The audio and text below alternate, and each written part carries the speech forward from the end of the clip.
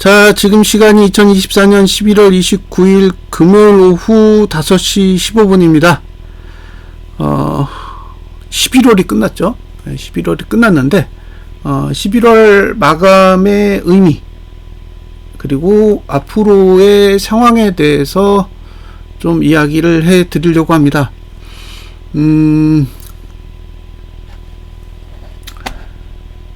제가 분석을 해서 정보를 제공을 하고 있지만, 어쨌든 제 입장에서는 제 주장인 거예요.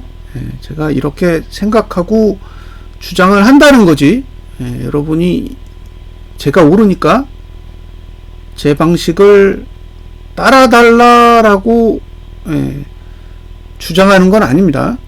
그러니까 그 차이를 명확하게 이해하셨으면 좋겠어요.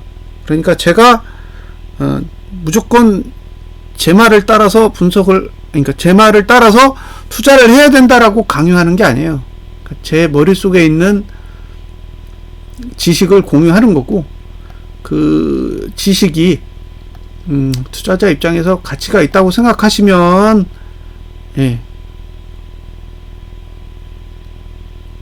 사용하시는 거고요.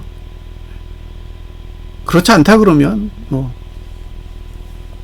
폐기하시면 됩니다. 저는 이제 그런 욕심 없어요. 괜히 뭐 제가 얘기했는데 그렇게 가지 않았다고 해서 뭐 믿었는데 뒤통수 맞았다 뭐 이런 식으로 접근하시지는 않으셨으면 좋겠어요. 그냥 저는 제가 보고 있는 구조, 그 다음에 제가 보고 있는 데이터들을 기반으로 해서 일어날 수 있는 일을 생각해 보고 공유해 드리는 거예요. 제일 먼저 돈을 보여 드릴게요. 돈. 자, 외국인은 지금 얼마가 남았냐?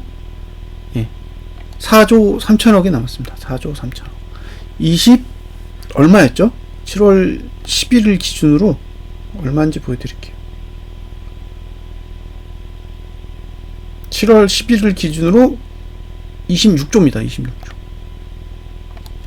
그러니까 26조에서 4.3조가 됐으니까 21조 7천억을 판 거예요. 21조 7천억을 판 겁니다. 이해되셨죠? 7월부터 현재까지 21조 7천억을 팔았어요.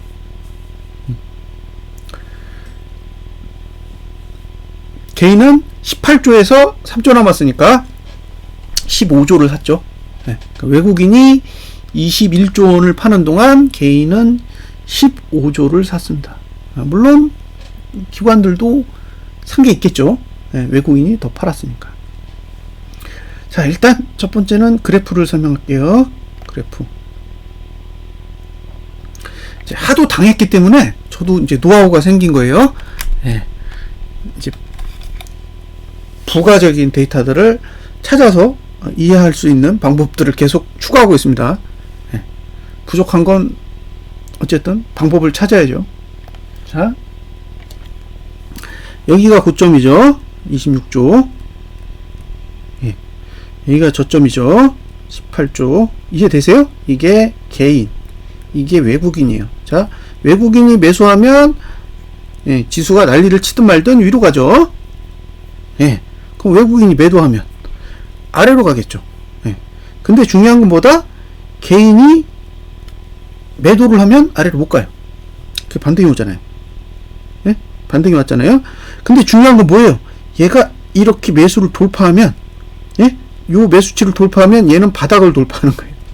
그럼 돈이 얼마 차이 나요? 11월 13일 2조 7천억, 지금 3조 3천억, 6천억 남았습니다. 그러니까 지금 상태에서 개인 6천억 이상 매수하잖아요. 그럼 저점 깨는 거예요. 이런 논리예요. 돈으로 보면 이건 돈의 논리예요. 지금 상태에서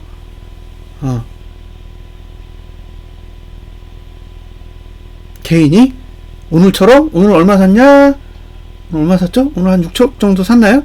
이렇게 한 번 더 사면 저점이 깨질 거라는 거예요. 자, 이건 이게 첫 번째 이제 돈의 논리입니다. 돈의 논리. 그 다음에 여러분이 좋아하는 이평선을 보여드릴게요.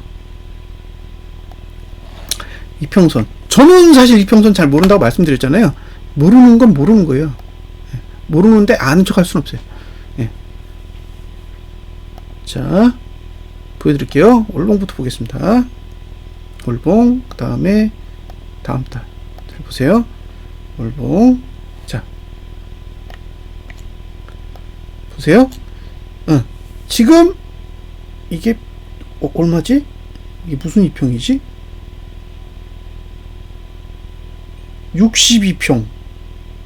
62평이죠?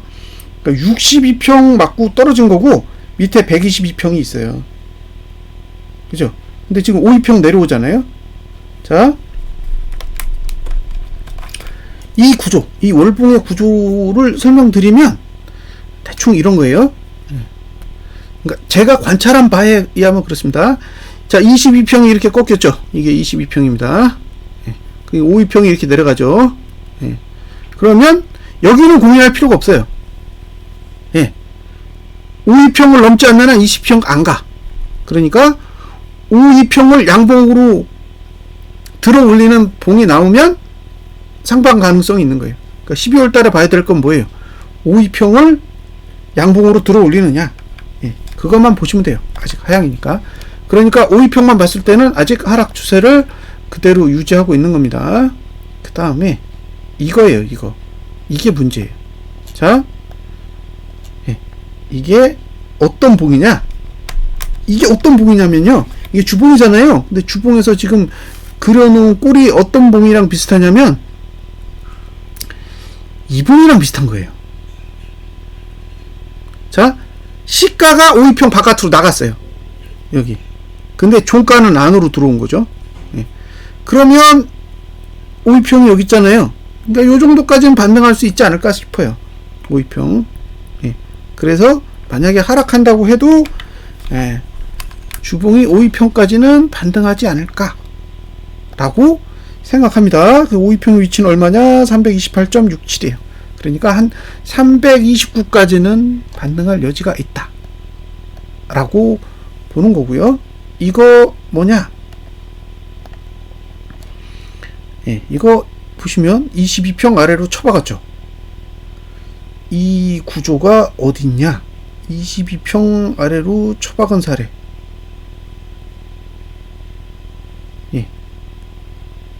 자, 52평이 깨지고 나면 22평 아래로 내려가요. 52평이 깨졌는데 22평 아래로 내려간 케이스가 어딨냐?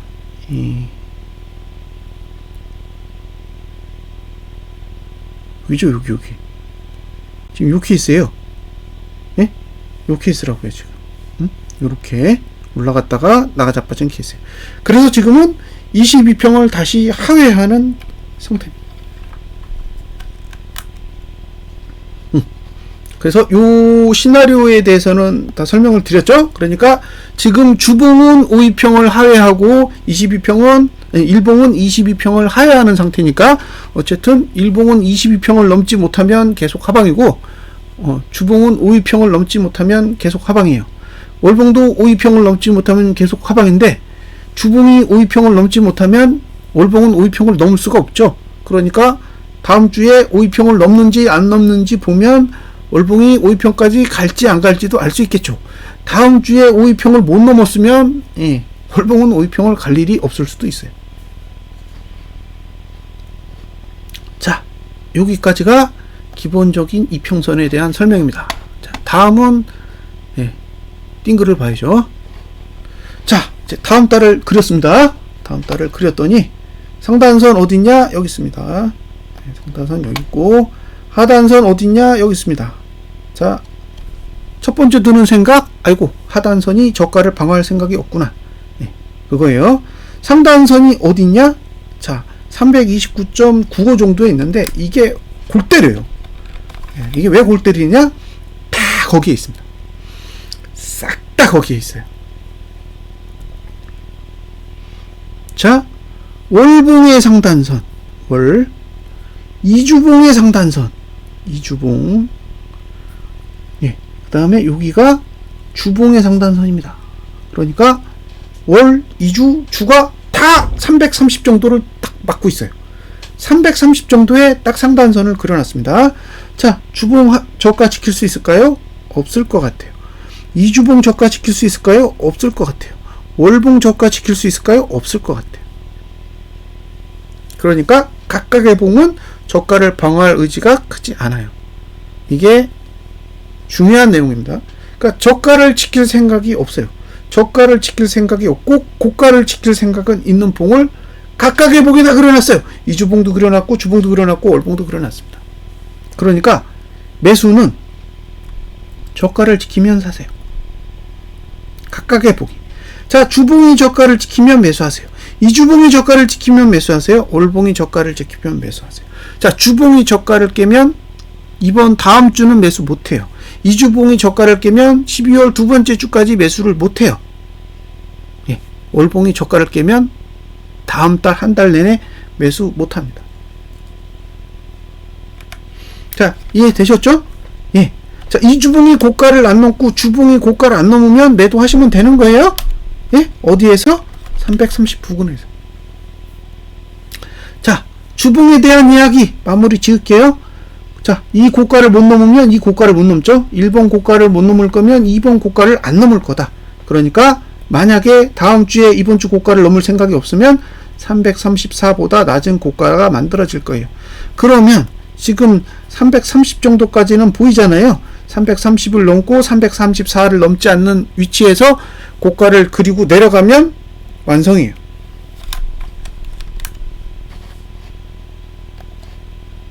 자, 다 설명드렸죠? 더 이상 설명은 필요 없겠죠. 지금 상태면 월요일날 상승을 하더라도 화요일만 내리면 돼요. 네. 다음 주의 핵심은 화요일날 내리는 거예요. 화요일날만 내리면 괜찮을 것 같아요. 자, 여기까지 보여드렸습니다. 이제 일목을 보여드릴게요. 봐야 될 게 많아서 빨리빨리 패스를 하겠습니다. 자, 월봉은 여기 363.7이 안 갈 거면 되도 내겠죠. 다음 달도 322.66입니다. 2주봉 이거 어쩔 건지 다음 봉에서 판단해야 됩니다. 다음 봉에서 판단해야 돼요. 2주봉에 네, 여기 이제 다음 봉은 321.15가 네, 기준선 26이에요. 그러니까 12월 둘째 주까지 여기까지 내려오면 이제 데드가 나겠죠. 요거 완성해야 된다는 거고, 예, 주봉은 이슈 없고 3일봉도 이슈 없고 월봉도 이슈 없고, 예, 그렇습니다. 자, 일봉은 저점을 확인하는 데까지 시간이 얼마나 걸리느냐? 하나, 둘, 셋, 넷, 다섯, 여섯, 일곱, 여덟, 아홉, 열, 열하나, 열둘, 열세, 15일 걸려요. 그러니까 이게 저점인지 아닌지 15일이 지나야 알 수 있어요. 봉을 줄일게요. 자, 저점이 여기죠. 하루에 2개씩 쓰죠. 화요일이면 확인할 수 있습니다. 화요일까지 종가가 332.21을 넘으면 여기가 바닥이에요. 단기적으로 여기가 바닥입니다. 예, 그러면 15일 뒤에 다시 확인해야 돼요. 예? 240분 보고는 바닥이 나온 거기 때문에, 그러면 다음에 일봉이 바닥인지 아닌지는 15일 뒤에, 그러니까 15일이면 얼마예요? 이번 달 끝났잖아. 그럼 15일이면 거의 12월 말이나 돼야 알 수 있다는 거예요. 그러면 어렵잖아요. 그러니까 화요일날 332.21을 넘으면 바닥일 가능성이 있는 거고, 332.21을 넘지 못하면요, 이건 바닥이 아닐 가능성이 있어요. 그러면 316.14는 바닥이 아닐 가능성이 높기 때문에 깨질 수 있다는 거죠. 이제 이해되셨죠? 그러니까 다음 주 화요일에, 다음 주 화요일까지 332 위로 못 가면 지금 저점이 붕괴될 수 있다라고 보는 거죠. 자, 월봉의 상단선 330에 있고요. 2주봉의 상단선도 330에 있고, 주봉의 상단선이 대략 331 정도 있는 것 같아요. 그러니까 지금 240분 봉이, 골드가 나냐 안 나냐는 다 그 상단선에 의해서 결정되는 거예요. 거기서 밀리면 골드가 안 나겠죠. 근데 거기서 밀린다라는 거는 아래쪽으로 내려간다는 얘기고, 아래쪽으로 내려가게 되면 지금 만들어진 저가가 깨질 수 있다라는 거예요. 자, 2시간봉 대드났습니다. 2시간봉 대드났는데 고점이 여기에요. 고점이 여기입니다. 여기. 근데 하루에 4개씩 쓰잖아요. 하나, 둘, 셋, 넷. 하나, 둘, 셋, 넷. 하나, 둘, 셋, 넷. 여기잖아요. 그러니까 328.12 아래로 내려가야 돼. 화요일까지. 그럼 재수 좋으면은 331을 못 갈 수도 있어요. 얘가 대드나야 되니까. 자, 오늘 1시간봉 말씀드린 대로 여기 대드나서 326.98 무너졌습니다. 그러니까 얘는 더 이상 할 얘기 없죠? 326.98 깼으니까 얘는 이제 완성이에요. 그러니까 완성하지 못한 자리가 지금 여기 2시간 봉이랑 그 다음에 2주봉, 그 봉에 문제가 있다라는 거 보고 잘 체크하시고요. 코스피는 이 월봉 어쩔 거냐는 거예요. 대도 안 났잖아요. 그러니까 이거 2725로 갈 게 아니면 여기 데드 내야 되는 거죠. 근데 데드 값이 2377.76이잖아요. 그러니까 저는 이제 계속 이걸 보고 데드가 날 가능성에 대해서 계속 언급을 하는 거죠. 제 주장이에요. 계속 이게 데드가 나야 종결이 되는 건데 이걸 데드를 안 내니까 계속 지수가 못 올라가고 빠지게 되는 요인으로 작용하고 있는 게 아닌가. 그래서 이 코스피 지수의 월봉만을 봤을 때는 저점은 깨져야 된다라고 보는 거고, 코스피 지수가 저점을 깨는 상황이 오면 코스피 200 지수도 당연히 저점을 깨는 상황으로 가겠죠. 그래서 계속 부정적인 시각을 유지하는 겁니다. 그리고 이런 부정적인 시각을 유지하는 데 있어서 외국인의 현물 매도가 많은 역할을 해주고 있기 때문에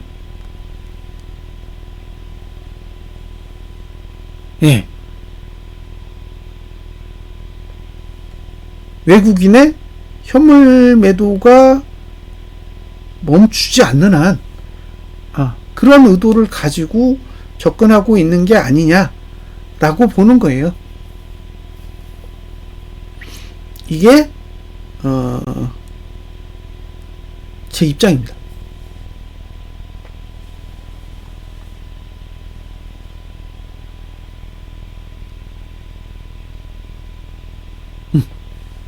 그러면 이해가 되시죠?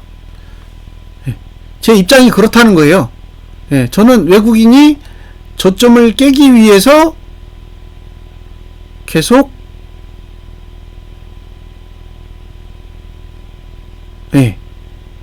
활동을 하고 있는 거고, 그 활동이 멈추지 않는 한은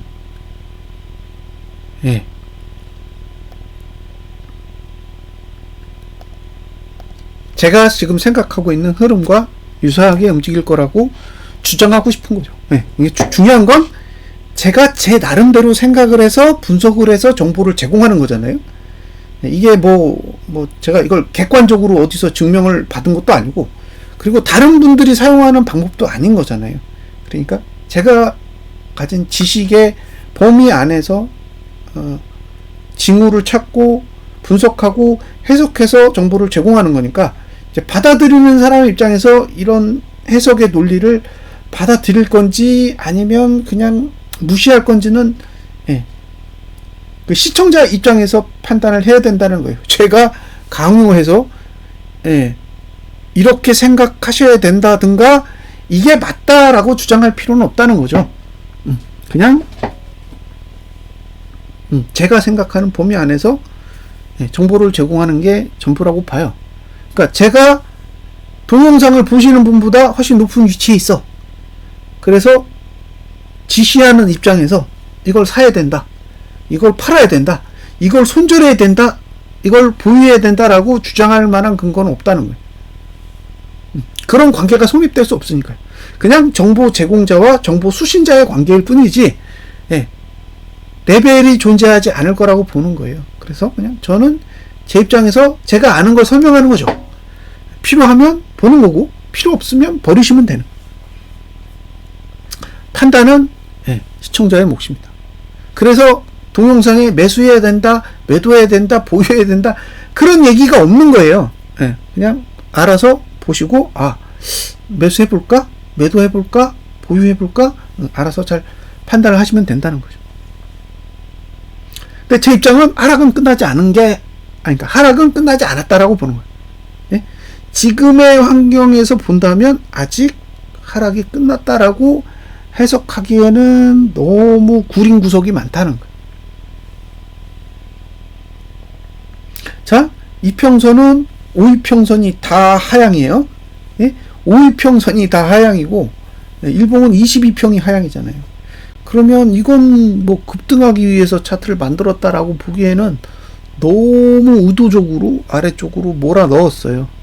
그래서 조심스럽다라고 생각하는 거고요. 반면에 저는 다음 주에 반등이 나올 거라고 생각해요. 네? 첫 번째 주에는 반등이 나와야 된다라고 생각하는 사람입니다. 왜? 그 다음에 내리려면 윗꼬리를 먼저 그려야 돼. 월봉이 하락하고 싶다면 충분히 윗꼬리를 확보한 다음에 내려가야 돼. 그냥 내려가면 언제든지 쳐맞을 수 있어요. 그러니까 확실하게 누를 거면 위로 올려서 윗꼬리를 만든 다음에 다시 아래쪽으로 찍어 누르는 방식을 선택하는 게 훨씬 더 하락하기에 유리하다라고 보기 때문에 하방론자이고 하락을 원하는 사람이지만 오히려 지금은 12월 초에 기술적 반등이 먼저 나오는 편이 훨씬 더 하락하기에 유리한 모양새를 만들 수도 있다고 생각합니다. 이런 논리를 가지는 가장 큰 이유는 뭐냐면 두 번째 주에 첫 번째 주 고가를 못 넘어야 되기 때문에 그래요. 12월 두 번째 주 12월 두 번째 주의 고가가 12월 첫 번째 주의 고가를 넘지 않아야 되기 때문에 그렇다는 거예요.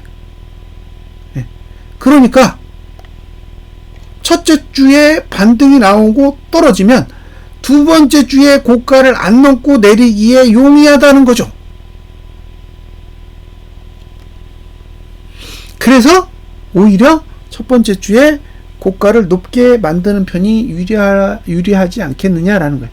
이게 그러니까 만약에 하락하려면요 장대 음봉으로 죽든가 장대 음봉으로 죽일 수 없으면 윗꼬리 음봉을 그려야 돼요. 근데 지금이 아래쪽으로 쏟아질 만큼의 매력적인 위치냐라고 했을 때 저는 그렇게 주장하기는 어려우니까 오히려 장대 음봉보다는 윗꼬리 음봉을 그려놓고 그 다음 주 12월 두 번째 주에 장대 음봉으로 내려가는 게 훨씬 더 낫지 않겠느냐라는 생각을 가지고 있는 겁니다. 자, 이제 고포스로 가겠습니다. 고포스 자 봐야죠. 월봉 잘 그렸어요. 여기 2445원의 약한 하단선, 강한 하단선은 여기 있습니다.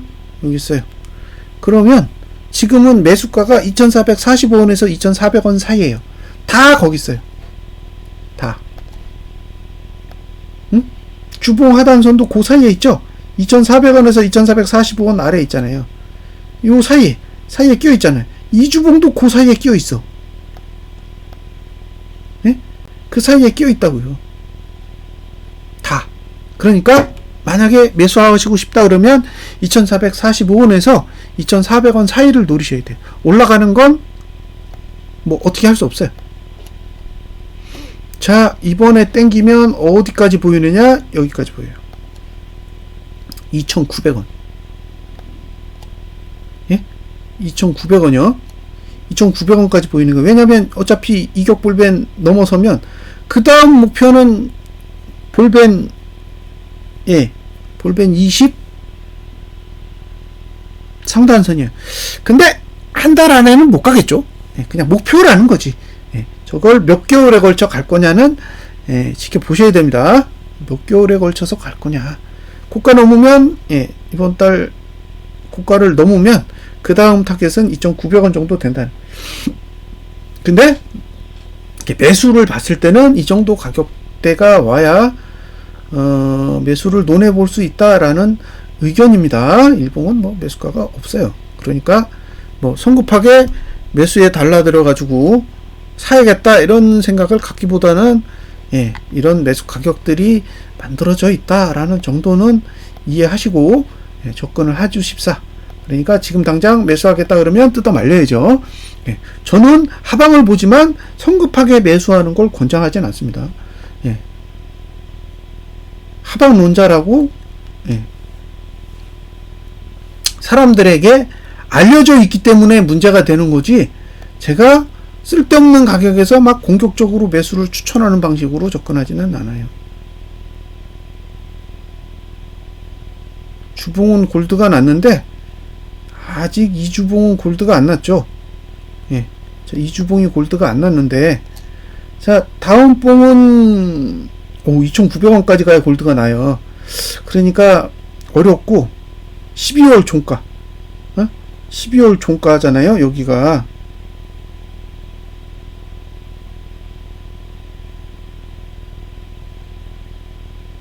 시작 18일날 시작하고, 잠깐만요.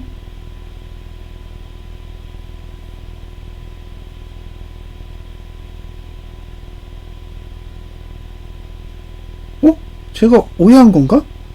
이주봉이 안 끝난 건가요?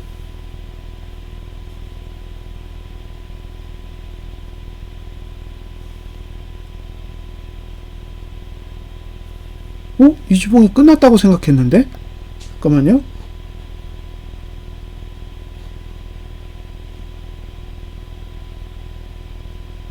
이주봉 끝났어요. 그러면 그쵸?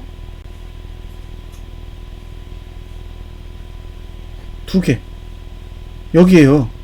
그러면 여기서 2645원이잖아요. 그 2645원을 월봉 종가가 넘기면 두 개니까, 그러면 얼마까지 갈 수 있는 거예요? 여기까지 갈 수 있는 거죠. 2950원. 예, 2945원까지 갈 수 있는 거예요. 그러니까 지금 얼마죠? 2505원이잖아요. 5원인데 2645원이요. 2645원. 그럼 몇 프로 올라야 되지? 예. 2645원. 예. 자, 2645원에서 2505원. 2505원을 빼면 140원이 올라야 돼요. 140원. 그러면 지금 2505원이죠. 얼마를 올려야 되는 거냐? 5.58%니까 5.59%. 5.59% 나누기 2. 예. 2.8%. 그러니까 지금 증시에서 2.8%가 빠지면, 예? 2.8%가 빠져서 마감하면 2,900원대를 보는 거예요. 이해되셨죠? 예? 이 논리를 잘 이해를 하세요. 어차피 12월 16일에는 답이 없어요. 예? 여기는 답이 없어. 저는 여기까지는 아니라고 봐. 그러면 월봉 종가, 여기 12월 종가잖아요. 종가인데 얼마? 얼마죠?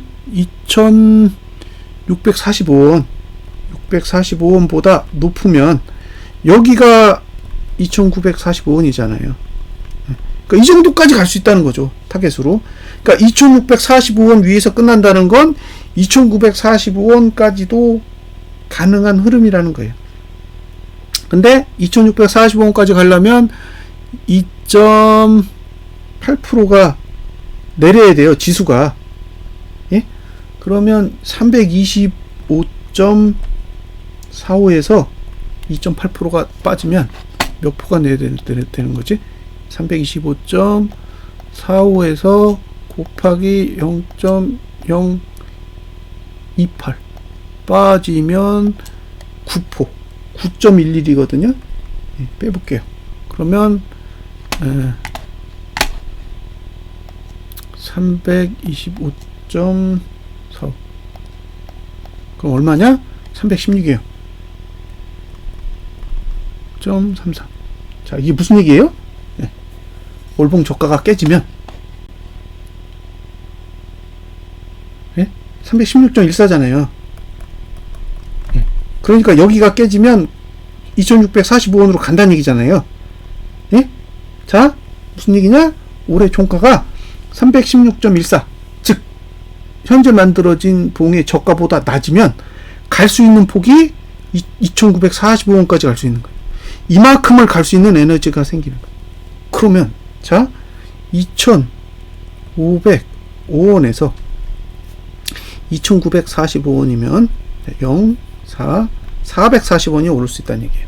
그러면 440원을 다시 2505원으로 나누면, 5원으로 나누면, 예,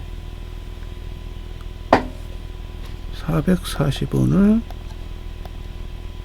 2505원으로 나눌 경우 17.56%예요. 그러면 지수로 따졌을 때 반이니까 8.8% 정도 내릴 수 있는 거예요. 자, 올해 지금 현재 만들어진 저가를 깰 수 있다면, 예? 현재 만들어진 저가를 깰 수 있다면 기대 하락폭은 8.8%까지 넓어집니다. 그러면 325.45에서 8.8%가 빠지면, 예, 몇 포가 빠지는 거냐면 28.6%까지 내릴 수 있는 거예요. 자, 325.45 몇 포까지 내릴 수 있느냐? 296대까지 빠질 수 있는 거예요. 그러니까 올해 종가의 목표치는, 예, 많이 가면 296까지 간다는 거예요. 이해되셨죠? 예? 이거 이해되시죠? 아, 여기 이번 달에 여기를 뚫는다는 얘기는 아니에요. 네. 기대치가 이 정도 값까지 만들어진다는 거죠. 한 달에 갈지 두 달에 갈지, 그건 좀 몰라요. 근데 기대값은 이 정도까지 만들어진다는 거예요. 예? 그러니까 만약에 이번 달 저가가 깨졌어, 그러면 이게 절호의 매수 찬스라고 생각하시면 안 된다는 거예요. 예? 제 주장은, 예, 이번 달 저가가 붕괴됐는데, 야, 진짜 싸다라고 매수로 달라붙었다가 밑으로 내려꽂으면, 예, 저 정도까지도 내려갈 수 있다라는 겁니다. 예. 자, 이번 달 종가 하락했잖아요. 종가 하락으로 인해서 목표치가 어디냐? 305예요. 305. 네. 근데 다음 달에 종가 하락하면 281이 목표치가 되는 거죠. 그러니까 296이 허무맹랑한 수치는 아닐 수도 있다라고 보는 거예요. 어쨌든 이건 제 입장입니다. 그래서 이번 달 저가 깨지면 저는 매수는 안 하시는 게 좋다고 생각해요. 응? 이번 달 저가가 깨지면 매수는 안 하시기를 권장드리는 거죠. 네. 자, 아까 제가 2,905원 얘기했는데, 진짜 황당하게도 보시면 이 볼벤이 거기 있어요. 그러니까 여길 볼 수도 있다는 얘기예요. 올해 말에. 그래서 잘 생각을 하세요. 예? 상방 보시는 분들은 잘 생각하시라고. 하방이야 뭐 저기 가면 박수치고 좋아하겠죠.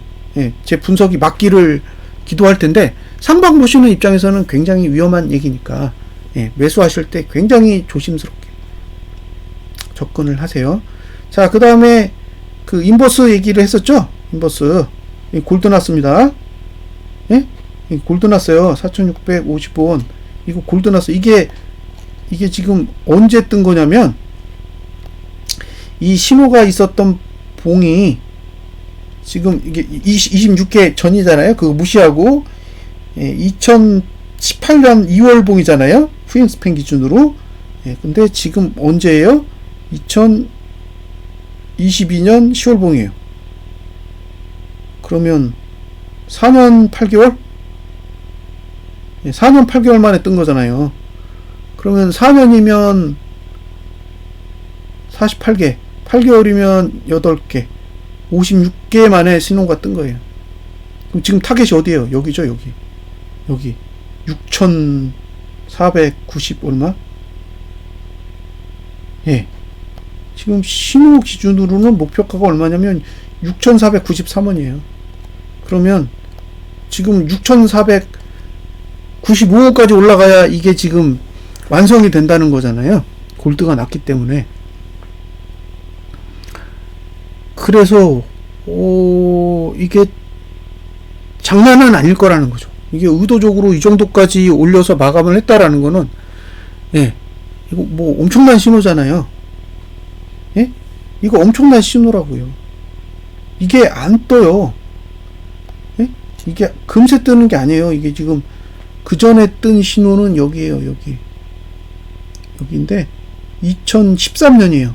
2013년에 뜨고 2018년에 떴으니까 5년 걸렸잖아요. 그리고 4년 걸렸다. 그러니까 예, 이게 우습게 볼 신호는 아니라는 거죠. 그래서 뭐 지금부터 뭐 상승장이 올까요? 잘 모르겠어요. 상승장이 올 수 있을지. 예. 미국이 상승장이잖아요, 지금. 뭐 상승장인데 우리는 상승장이 아니잖아요.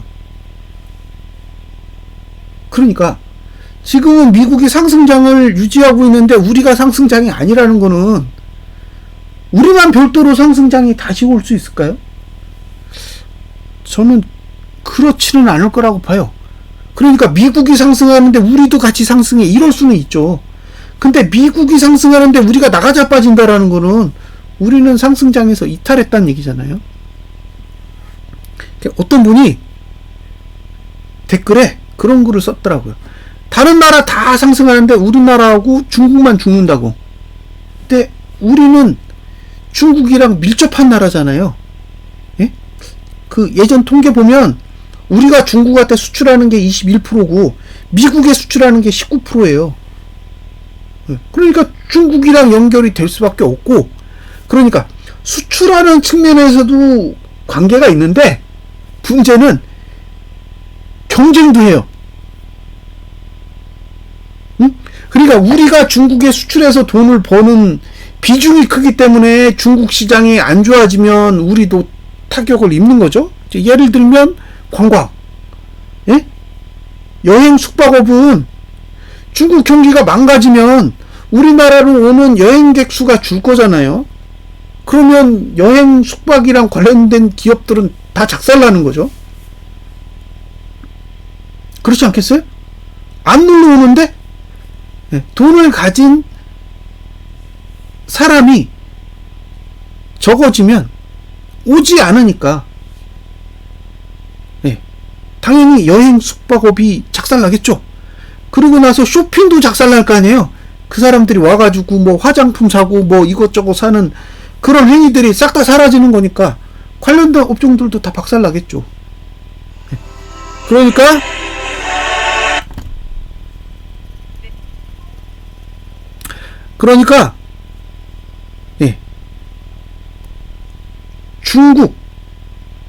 중국이 잘못되면 우리도 잘못되는 게 저는 당연하다고 생각해요. 그걸 이상하게 얘기하는 게 더 이해가 안 되는 거죠. 중국이 엉망인데 우리만 잘 될 수 있나? 우리는 중국이랑 상호관계가 만들어져 있는데 그걸 무시할 수 없다는 거죠.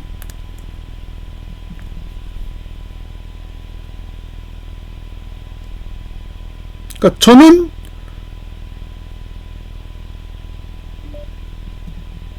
저는 그런 입장입니다. 그래서 중국이 안 좋아지면 우리나라도 안 좋아질 수밖에 없다고 생각해요. 우리가 중국을 대상으로 비즈니스를 하고 있고 돈을 벌고 있는 그런 회사들이 많이 있으니까요. 그리고 또 한 가지는 이제 중국이 우리나라보다 경쟁력을 가지는 산업들이 계속 늘어나고 있다는 거예요. 화학, 철강, 반도체 계속 늘어나잖아요. 예? 근데 인건비 걔네가 싸. 우리 중국 무시하잖아요. 예, 조선업 같은 경우에 뭐 마감 능력이 개판이라서 뭐 아직 우리가 경쟁력이 있다라는 이야기를 막 하는 걸 들어본 적이 있는데, 그러니까 그렇게 경쟁력을 유지하고 있는 산업들은 문제가 안 되겠지만 이미 경쟁력을 잃어버린 산업들 있잖아요. 그런 산업들은 이제 사양길로 접어들 수밖에 없다는 거죠. 근데 이런 걸 무시할 수는 없지 않냐라는 거예요. 우리가 이런 거 다 무시하고 미국이 돈 가지고 장난을 치면 우리도 계속 올라가야 되냐는 거죠. 그러니까 저는 그렇지 않을 수도 있다고 보는 거예요. 그러니까 이게 중국 경기가 나빠지면 우리가 중국에 수출하는 거, 그 다음에 중국이 우리나라에 와서 소비하는 문제들이 다 이제 안 좋아지는 것도 있지만, 중국이 경기가 좋아지면 중국이 우리나라랑 경쟁하는 산업들은 다 중국 쪽으로 쏠리는 현상이 일어날 수도 있다는 거예요. 양날의 칼인 거죠. 뭐. 그래서 우리 입장에서 뭐 미국에서 미국 증시가 올라가면 우리 증시도 따라가야 된다는 논리는 저는 조금은 다른 입장에서 봐야 되지 않을까라는 생각을 합니다. 예. 그러니까 삼성전자가 추락하는 가장 큰 이유도 결국에는 기존에 있는 사업 포트폴리오로는 중국하고 경쟁을 해야 되는 거잖아요. 하이닉스는 중국 경쟁에서 벗어나서 고부가 가치 산업을 유지할 수 있는 기반을 마련했다면, 삼성전자는 아직도 중국과 경쟁을 해야 되는 입장이니까 단가 싸움에서 이길 수가 없겠죠. 똑같은 품질이라면 중국 제품을 써야 되는 상황이 온다면 삼성전자의 경쟁력도 나름 약화되는 게 아니겠느냐. 그리고 그 저변엔 외국인 매도가 있는 거겠죠. 외국인이 그렇게 판단했다면 계속 삼성전자의 주식을 팔지 않을까라고 생각합니다. 화학은 말할 것도 없고요. 예? 화학, 철강은 말할 것도 없는 거잖아요. 예? 우리가 지금에 있는 이 기술 기반으로 중국이랑 경쟁한다라는 거는 쉽지 않을 거잖아요. 그러면 정말로 우리가 이길 수 있다라는 확신을 주기까지는 긴 겨울이 기다리고 있지 않을까라는 생각을 합니다. 그래서 저는 사실 화학 철강에 대해서는 할 얘기가 없어요. 엄청 싸잖아요. 지금 주가가 엄청 싼데, 주가가 싼 이유가 정말로 회사가 망할 정도로 위기가 오고 있는 거라면 싸다고 생각할 수가 없는 거죠. 우리가 지금 중국이랑 경쟁했는데 향후에 무조건 이길 거야 그러면 지금이 저렴한 가격이겠지만, 그게 아니라 시간이 더 지나면 우리나라 기업들이 다 공장문을 닫아야 되는 상황이라면 지금도 비싸다라고 보는 거예요. 예전에 노키아라는 회사 있었습니다. 노키아. 그 전에는 모토로라는 회사도 있었어요. 모토로라. 제가 어렸을 때는 모토로라, 스타텍 그러면 삼성 휴대폰이 견줄 만한 대상이 아니었어요. 예? 그러니까 삼성이 그 당시에 애니콜이었나요? 예. 그러니까 애니콜이 스타텍에 견줄 만한 브랜드 가치가 없었다고요. 예. 근데 스마트폰으로 바뀌고 모토로라는 사라졌어요. 예. 지금 누가 저한테 모토로라를 쓰라고 권장하면 저는 안 씁니다. 안 써요.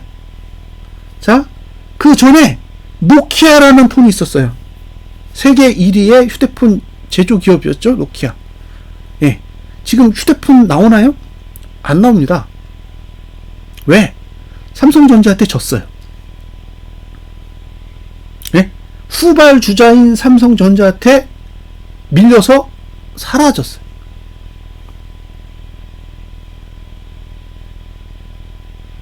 지금 노키아라는 브랜드는 살아있을 지언정 누가 노키아 폰을 쓰겠어요? 나오나요, 폰이? 근데 우리가 모토로라는 미국 기업이고, 예. 그 노키아는 핀란드인가요? 그쪽 기업으로 알고 있는데 잘 모르잖아요.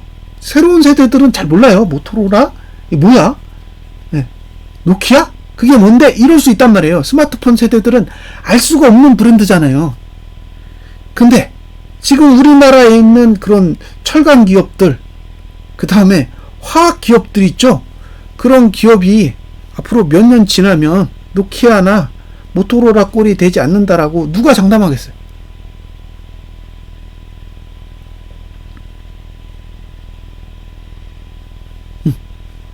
그래서 우리나라의 위기가 이제 조금 더 지나면 끝나는 게 아니라 우리나라의 위기는 이제부터 시작이지 않냐라는 거예요.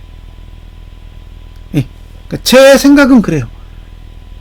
그러니까 우리가 지금 이게 하락장이 끝나고 대세상승장으로 가는 길목에 서 있다라고 보기에는 너무 어정쩡한 거예요. 네? 자, 우리가 대세상승장으로 가려면 몇 가지가 필요해요. 첫 번째는 우리나라 자체로 대세상승장을 만드는 게 아니라 다른 나라에서 대세상승장을 시작하면서 어쨌든 곁다리로 타고 올라가야 되거든요. 자, 코로나 때도 똑같죠. 그 다음에 그 전에 그 리먼 브라더스 사태 때도 똑같아요. 그죠? 해외발 악재가 터졌는데 우리나라는 괜찮아. 그죠? 그러니까 우리나라의 위기가 아니라 다른 나라의 위기 때문에 우리가 위축됐다가 다른 나라의 위기가 해소되면서 같이 올라가는 게 대세상승장의 기본적인 모습이란 말이에요. 근데 그게 아니라 우리나라의 위기로 인해서 폭락한 적이 있어요. 그게 IMF죠. 예? IMF 때는 우리나라의 위기로 그냥 나가자빠진 거잖아요. 다른 나라의 위기가 발생한 게 아니라 우리나라의 위기가 발생했던 거라고요. 근데 지금의 위치에서 잘 보세요. 다른 나라는 위기가 없어요. 미국이 위기가 있나요? 제가 보기엔 없거든요. 근데 우리는 지금 위기잖아요. 네? 지금 우리는 위기라고. 근데 미국의 위기가 아닌데 우리의 위기라면 이건 대세 상승장을 시작할 수 있는 요건이 아니라는 거예요. 다른 나라의 위기가 터져서 우리나라가 같이 망가졌다가 다른 나라의 부양책에 의해서 같이 따라 올라가야 되는데 다른 나라는 위기가 아니니까 부양을 해야 될 위기가 필요가 없는 거잖아요. 근데 우리만 위기가 오면 우리는 방법이 없다라는 거예요. 그래서 지금의 하락이 무서운 건 외부적인 요인이 아니기 때문에 그래요. 예? 그러니까 외부적인 충격에서 오는 하락이면 문제가 안 될 텐데 이건 순전히 내부적인 문제에 의해서 붕괴하는 거잖아요.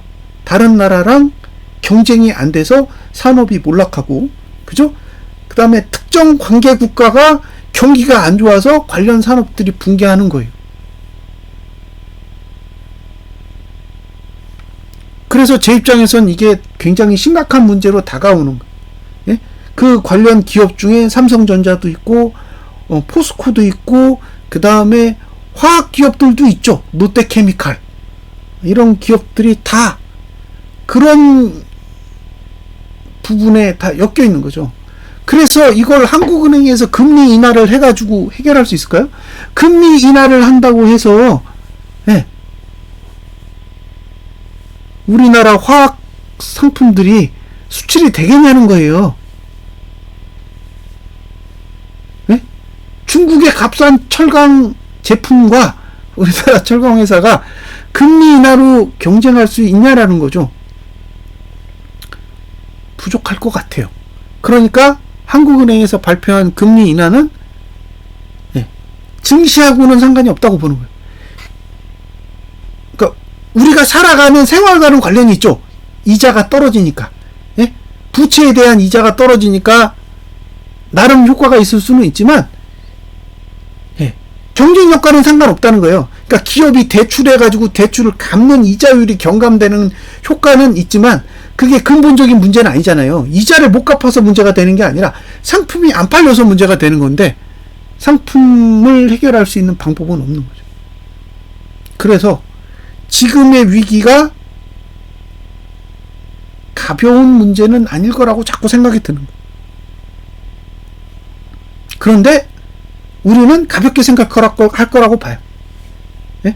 투자자들은 이 상황을 가볍게 볼 거라고요. 왜? 우리는 과거에 계속 이런 위기들을 잘 극복해 왔고, 예, 여전히 잘 극복할 거라고 그림을 그리는 거죠. 그리고 언론에서도 계속 그렇게 바람을 잡는 거고, 심지어 한국은행도 사실을 얘기하지는 않을 거 아니에요. 지금이 얼마나 심각하기 때문에 금리 인하를 해야 되는 건지에 대해서는 언급을 하지 않는다는 거예요. 예? 그걸 언급하는 순간 심각해지는 거니까, 예, 분명히 심각했기 때문에 금리 인하를 하는 건데, 그 심각한 내용을 싹 빼고 경기를 부양하기 위해서 금리 인하를 한다라고 발표를 해버리면 그게 시장으로 봤을 때는 호재로 작용할 수 있다는 거죠.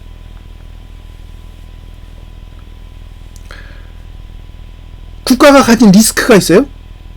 근데 그 리스크가 커지기 전에 계속 리스크를 줄이는 정책들을 만들어서 리스크를 줄여 놓으면 나중에 실제로 위기가 터졌을 때 감당해야 될 리스크가 작아져 있었을 거 아니에요. 자, 미국은 금리 인상을 해가지고 어쨌든 리스크를 줄이긴 줄였잖아요. 예? 중국도 부동산 관련된 문제들은 많이 리스크를 털어냈잖아요. 우리는 리스크를 다 키워놨죠. 예?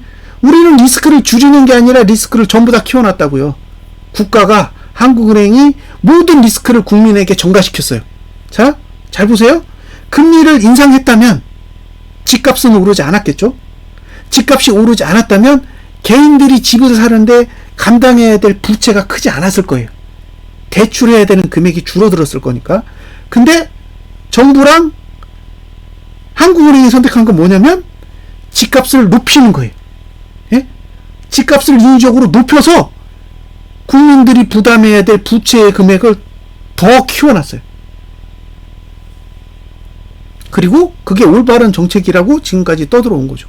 자, 이게 맞다면 문제가 생기지 않겠죠? 근데 문제가 생기면 어떻게 되겠어요? 부채를 엄청나게 키워서 대출을 했는데 이걸 갚아야 되는 상황이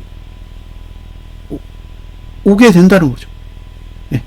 자, 경기가 수축해요? 경기가 수축하면 부동산이 버틸까요?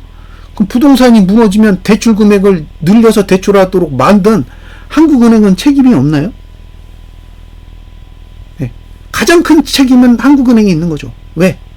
대출 금액을 늘리도록 인위적으로 조작한 거죠. 근데 한국은행 총재하는 거 봐요.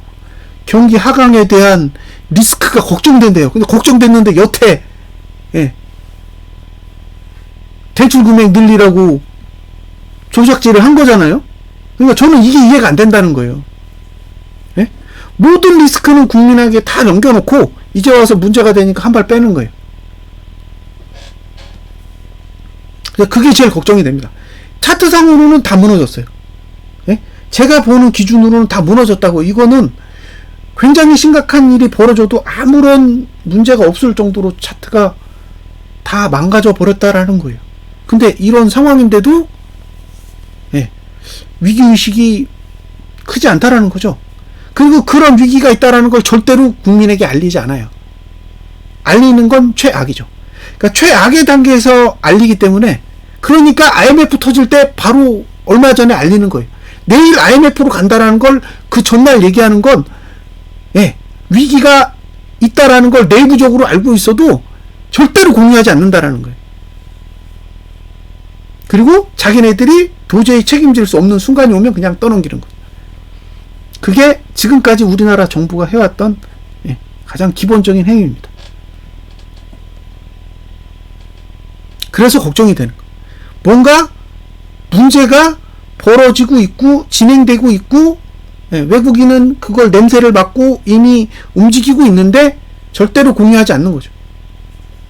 근데 차트로 보면 조금 심각해요. 예, 심각한 상태까지 왔어요. 여기서 뭐 오르고 내리고를 반복하겠죠. 근데 그 오르고 내리고의 그 최종 목표점이 위냐 아래냐가 문제인 거잖아요. 근데 지금은 위를 향해 그려놓는 모양새는 아닌 것처럼 보인다는 거예요. 그래서 만약에 매수를 하실 거면 무조건 가이드라인을 정하시고, 예, 월봉이 적각해지면 난 매수 안 해. 이런 식의 가이드라인 정도는 가지고 상방 투자를 조금 고려해 보시는 게 어떨까 생각합니다. 그러니까 제 분석이 당연히 틀릴 수 있죠. 근데 제 분석이 틀리려면 이번 달 저가가 지켜져야 돼요. 제 분석이 틀리지 않다면 이번 달 저가는 다시 붕괴될 거고, 다시 붕괴되면 여러 가지 문제점들이 발생할 수 있다라는 걸 염두에 두시고 투자 전략을 세우시면 좋겠습니다. 자, 여기까지가 제가 하고 싶은 얘기였고요. 예. 자, 이제 보여드릴게. 이게 뭐냐면, 이게 삼성전자, 예, 이거 거래 내역이에요. 2023년도부터 지금까지예요. 자, 2023년도 시작했을 때 외국인이 매수했다가 2022년도부터, 예, 2022년도부터 지금까지의 누계예요. 근데 2022년 처음 시작할 때 외국인이 매수를 했다가 매도로 돌아섰어요. 그래서 거의 10조 원까지 내려갔다가, 예? 10조 원대까지 내려갔다가, 예, 매수를 시작해서 얼마까지 갔냐? 19조 원까지 갔어요. 예? 그러니까 마이너스 10조에서 19조까지 갔으니까 거의 29조를 산 거죠. 바닥에서 고점까지 거의 29조를 샀어요. 근데, 예, 20조를 또 팔았어요. 20조를 팔았습니다. 그러니까 2022년도에 마이너스 10조까지 갔다가 플러스 19조까지 갔다가 2024년도 7월 달에 갔다가 지금 0이라고요. 외국인은 삼성전자를 보유하고 있지 않아요. 이해되셨죠? 무슨 얘기인지? 자, 외국인이 삼성전자를 엄청나게 많이 매수했어. 그러니까 지금도 외국인이 삼성전자를 보유하고 있으니까 지금 가격은 싸. 그리고 앞으로는 우상향이야. 라고 이야기할 수 있잖아요. 근데 그건 2023년과 2024년을 봤을 때만 그렇다는 거예요. 예? 2023년과 2024년을 봤을 때만 그렇고, 진실은 그게 아니라는 거예요. 그러니까 그걸 잘 기억해 두시라는 거예요. 자, 2020년, 2021년 요 합쳐서 외국인은 8.7조를 22조를 매도했고 개인은 40조를 샀습니다. 개외. 이해되시죠? 자, 2022년부터 2024년까지, 예, 외국인은 0이에요. 개인은 한 10조 정도 샀어요.